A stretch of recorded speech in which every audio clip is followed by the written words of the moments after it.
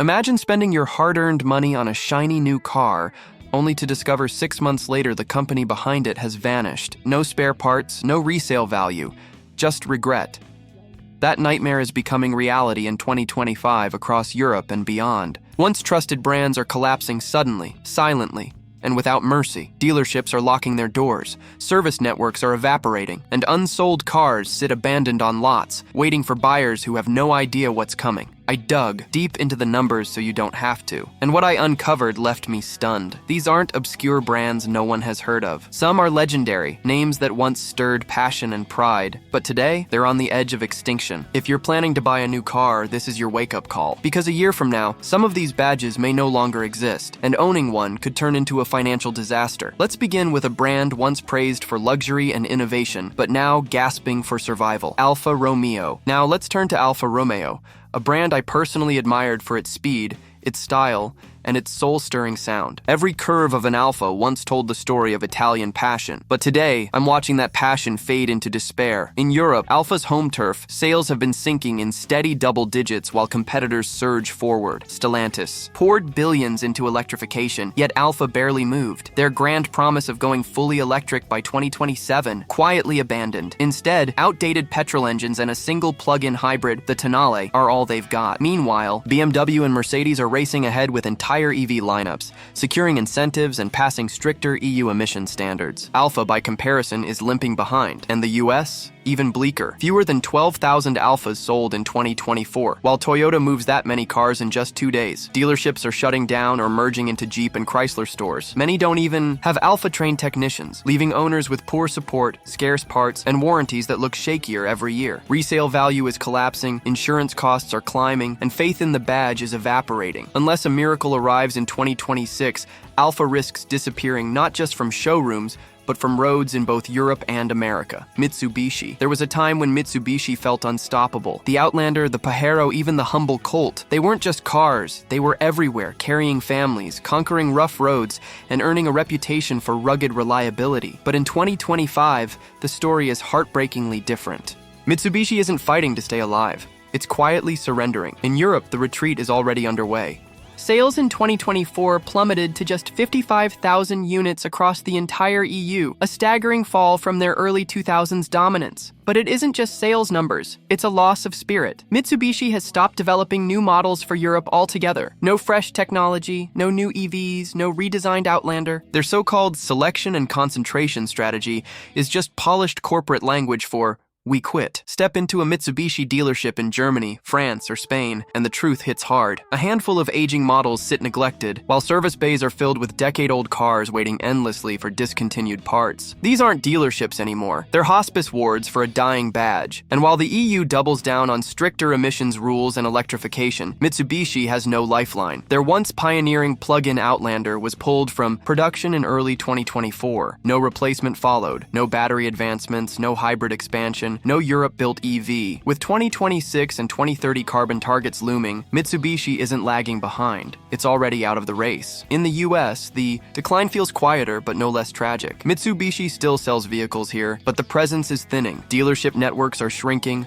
lineups are bare, and most showrooms are simply sharing space with stronger brands. Many lack the training, tools, or technicians for advanced powertrains, though in Mitsubishi's case, there aren't any next-gen EVs to prepare for. This isn't a brand collapsing in scandal or flame. It's something more chilling. Mitsubishi is vanishing in silence. And for unsuspecting buyers, that silence could mean empty support, plummeting resale, and rising costs. While Mitsubishi fades into obscurity, another brand tried to rise from nothing, but ended up being ignored. It entered the market with bold ambitions, premium prices, and lofty promises. The problem? Almost nobody cared. That brand is Genesis. Genesis, a luxury brand no one seems to want in Europe. That's the sad reality for Genesis. In markets like Germany, the UK, and France, they aren't just underperforming, they're practically invisible. BMW and Audi move more cars in a single week than Genesis manages in several months. Even worse, most European buyers don't even recognize the name.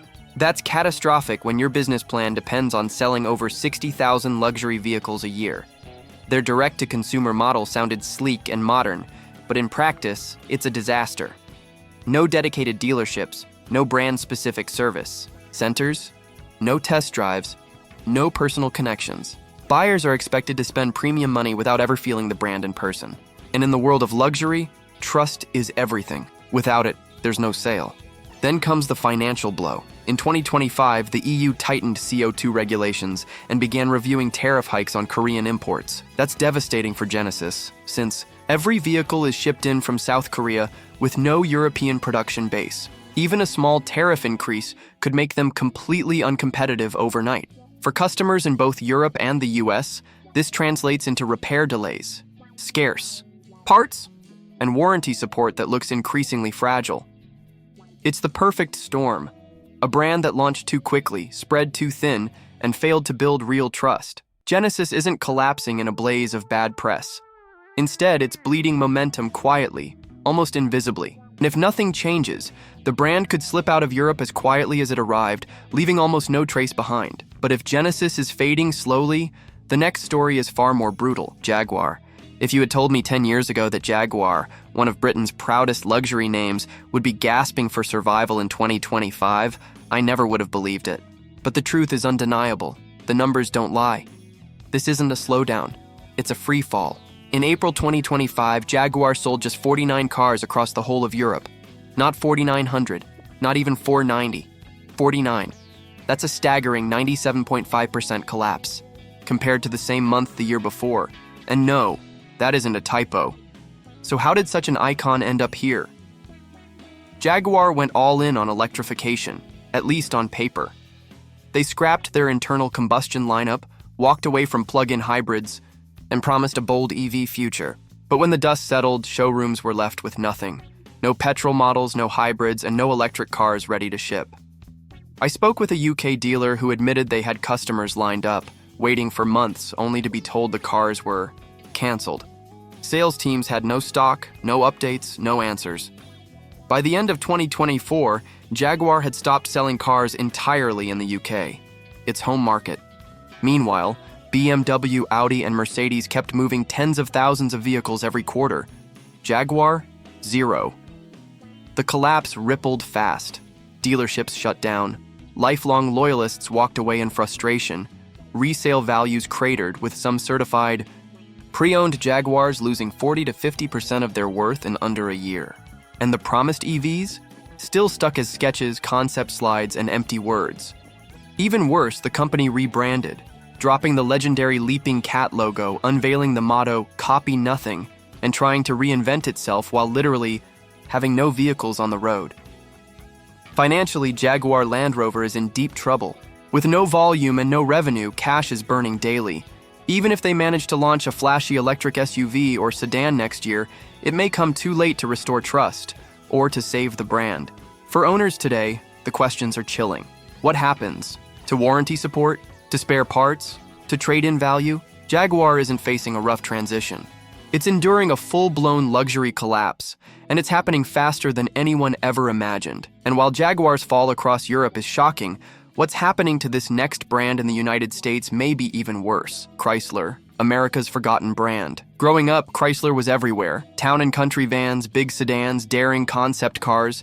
It was a name tied to American pride and innovation. But in 2025, Chrysler feels more like a ghost. It's clinging to history instead of building a future. Today, the entire brand has been reduced to just two models, the Pacifica minivan and the aging Chrysler 300, a sedan that hasn't seen a meaningful update in over a decade. That's it. No new SUVs, no electric push, no hybrid revolution, just two fading vehicles, both sold mainly to rental fleets and government buyers, not families. In 2024, Chrysler sold fewer than 200,000 cars, and most weren't even consumer sales. When a brand leans on fleets to survive, it's not a strategy. It's a warning. Stellantis, the mega automaker behind Jeep, Dodge, and Ram, technically owns Chrysler, but the favoritism is obvious. Jeep is rolling out hybrids. Dodge is going electric. Ram has a battery-powered pickup on the way. Chrysler? A single concept car called the Airflow, with no production date, no marketing buzz, and no clear path forward. It's not a future, it's a placeholder. Dealerships tell the rest of the story. Chrysler showrooms are disappearing across the country, swallowed into Dodge Jeep Ram lots. In many regions, you won't even see a Chrysler sign anymore. If you buy a Pacifica or 300 today, will you even find a dedicated Chrysler service center in 5 years? The odds aren't good. This isn't just the end of a model cycle. It's the slow-motion retirement of an entire brand. Unless Stellantis delivers a miracle, Chrysler could be the next American automaker to vanish, not with a bang, but with a whisper. And Chrysler isn't Stellantis' only problem. Across the Atlantic, another once-beloved brand is barely breathing. A legendary Italian badge that's down to one car, no innovation, and a future held together with nothing but marketing spin. Lancia. Lancia. A brand left to rot by Stellantis, once a symbol of Italian passion and motorsport. Glory. Lancia stood for bold design and rally dominance. But in 2025, it's barely recognizable. The company that built legends now survives on a single aging model, the Ypsilon, and even that is collapsing. In just the first 2 months of 2025, Lancia sold only 2,128 vehicles across all of Europe. That's a brutal 73% drop compared to the year before. And this wasn't during a dry spell. Stellantis had just launched a new Ypsilon with flashy ads, mild hybrid tweaks, and even an EV option, but it flopped immediately. Why? Because no one could actually buy one. Lancia's dealership network is a ghost town. In countries like France, Spain, Belgium, and the Netherlands, buyers were lucky if they even saw a Ypsilon on the lot. And even when they did, the excitement was gone. Let's be real, the Ypsilon isn't a halo car. It's a small city hatch. And no matter how much marketing spin Stellantis throws at it, it feels like a placeholder. Executives talk about a rebirth, a new Gamma crossover in 2026, a revived Delta hatchback by 2028, but those promises are years away. Right now, Lancia has no lineup, no sales volume, and no momentum. The financial warning signs are everywhere. The brand makes Stellantis almost no profit, and with zero scale, developing unique models is absurdly expensive. Add in Europe's tightening emissions rules, and it's not even clear if Lancia can afford to electrify in time. The truth? Lancia isn't going out with drama or scandal. It's dying quietly, in neglect, in silence, and in obscurity. Forgotten by its parent company, ignored by buyers, abandoned by the market. And for anyone considering a Ypsilon or micro EV today, think carefully, because buying from a brand with no future is like strapping yourself to a ticking financial time bomb. So what do these collapsing brands all have in common?